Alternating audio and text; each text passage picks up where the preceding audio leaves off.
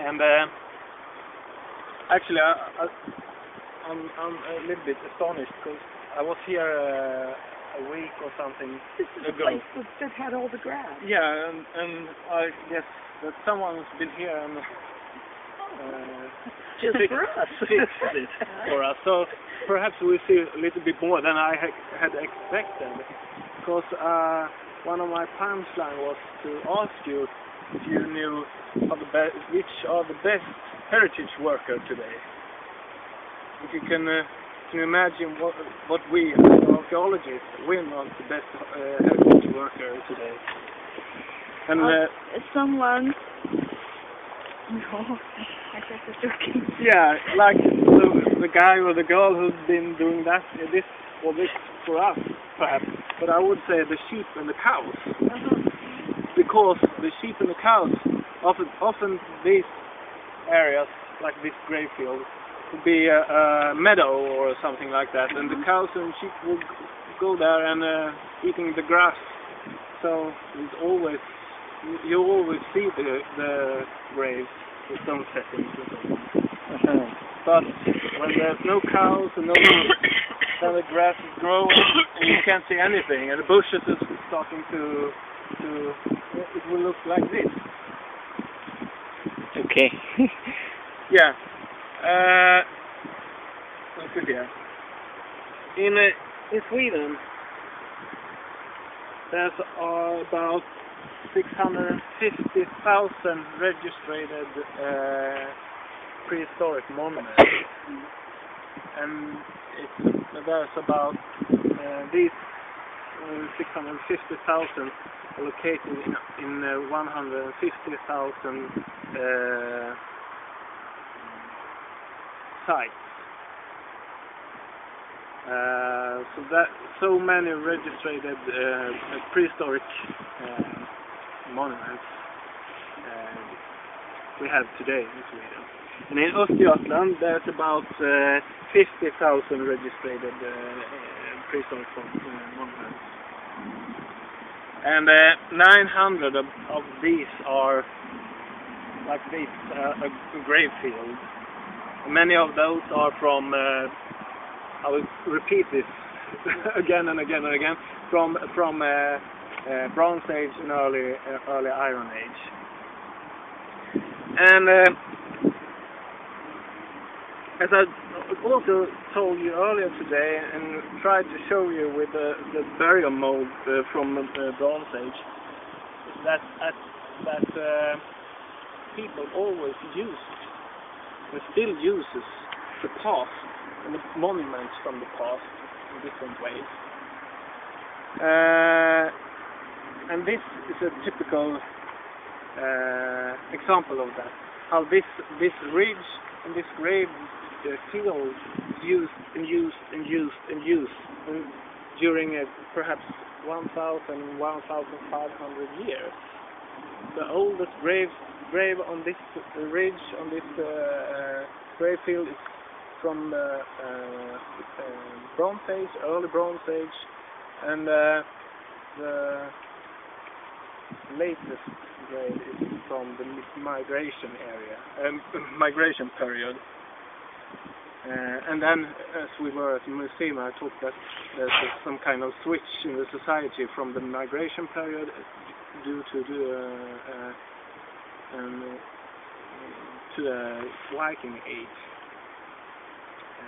So people have always used these kind of monuments to manifest themselves or to relate themselves to a certain place in the landscape.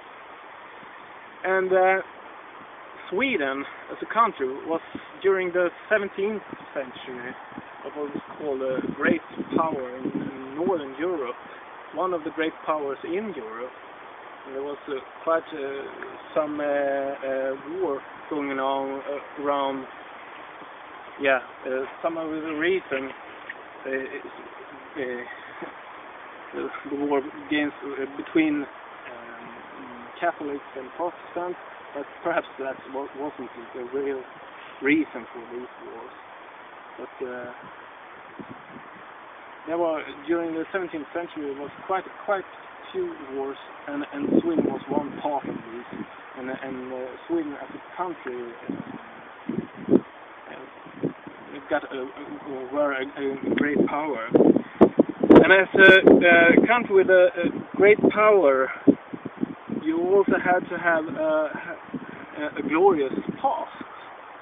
You had to show that this country, with all this power, has also a glorious past, something to build on, that gives the legacy for the power. So during the early 17th century, the Swedish king and the state started to recognize, oh yeah, we got all these rune stones and these grave fields from prehistoric time, and these we can use them to show how great our nation is and how long it has existed. So one could say that these grave fields and these rune stones became part of the national politics during the 17th century, and during the 19th century and also the 20th century, I would say. So during early 17th century, one started to travel around Sweden and registered all the rune stones and the big grave fields from Iron Age and Bronze Age.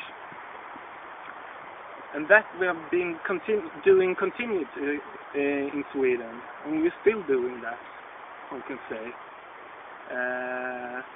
And already at 1666, Sweden gets its first law that protect places like this. So no one, if I want to build a house, I must build it further down there. I can't build a house up here because this is a prehistoric grave field. But no law hasn't got any, ingen regel utan undantag. Oh, there's always an exception to the rule. Yeah, for instance, you can hear the highway out there, perhaps. And the highway is a part of the country's infrastructure, and railroads is a part of the country's infrastructure. And perhaps we'll have to build a new highway somewhere.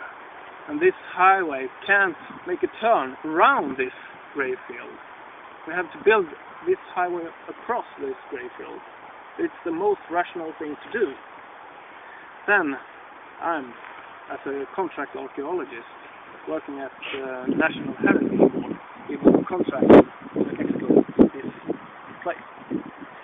And so the law says still, the law is from 1666, and still it's in function today, and it says that anyone who wants to build on a prehistoric site has to finance an archaeological excavation. Okay? We talked about the past and